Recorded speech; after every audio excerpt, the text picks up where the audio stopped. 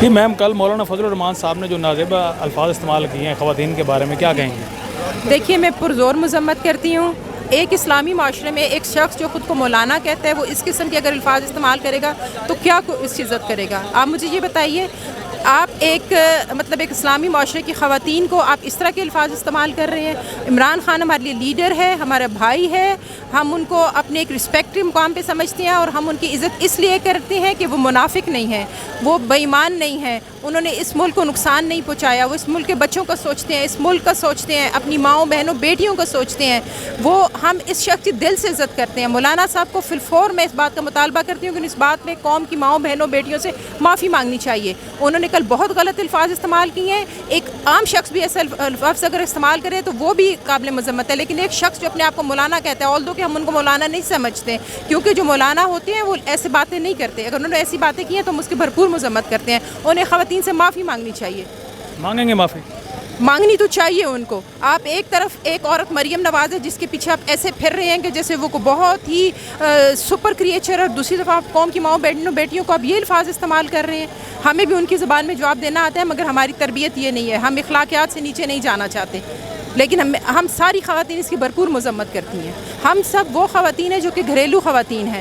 ہم لوگ کوئی پولیٹیکل خواتین نہیں تھی پہلے، لیکن جب ہم نے دیکھا کہ ہمارے ملک میں جو کھیل چل رہا ہے، جس طرح اس ملک کا مستقبل داؤ پہ لگایا گیا، ہمارے بچوں کا مستقبل داؤ پہ لگایا گیا، ہم سب لوگ باہر نکل کے آئے ہیں۔ ہم اپنے لیڈر کی سپورٹ میں باہر آئے ہیں، اس لیے کہ ہم دیکھ رہے ہیں کہ اس ملک میں کیا گھناؤنا کھیل چل رہا ہے، تو ہم اپنے ملک کو بچانے کے لیے، اپنے بچوں کے مستقبل کو بچانے کے لیے باہر نکلے ہیں، اور اس پہ اگر اس قسم کے الفاظ خواتین کے متعلق استعمال کیے جائیں گے تو ہم بالکل یہ برداشت نہیں کریں گے، اور ہم اس کی بھرپور مذمت بھی کرتے ہیں، اور ان سے فضل الرحمان سے مطالبہ بھی کرتے ہیں کہ وہ سب ماؤں بہنوں بیٹیوں سے معافی مانگیں۔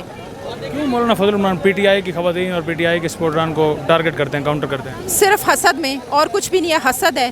جو عزت عمران خان کو مل رہی ہے ان میں سے کسی کو نہیں مل سکتی، اس لیے نہیں مل سکتی کہ یہ سارے چور، لٹیرے، ڈاکو اس ملک کو نقصان پہنچانے والے، سیاست میں اپنے مفاد کے آنے والے ہیں، جبکہ عمران خان کا ایسا کوئی ذاتی ایجنڈا، کوئی ذاتی مفاد نہیں ہے۔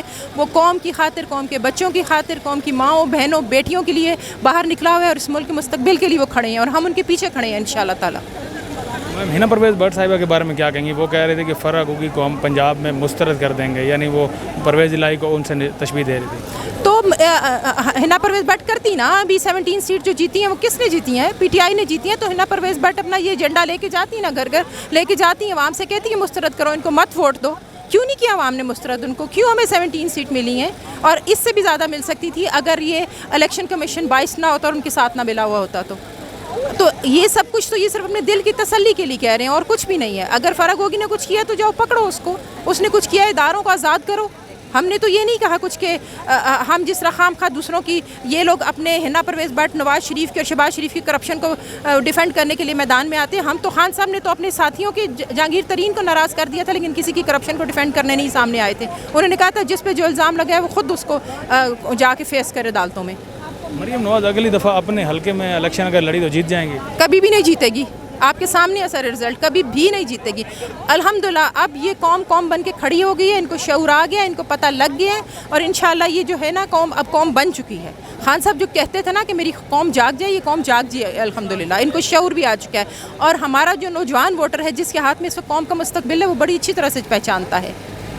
Thank you ma'am.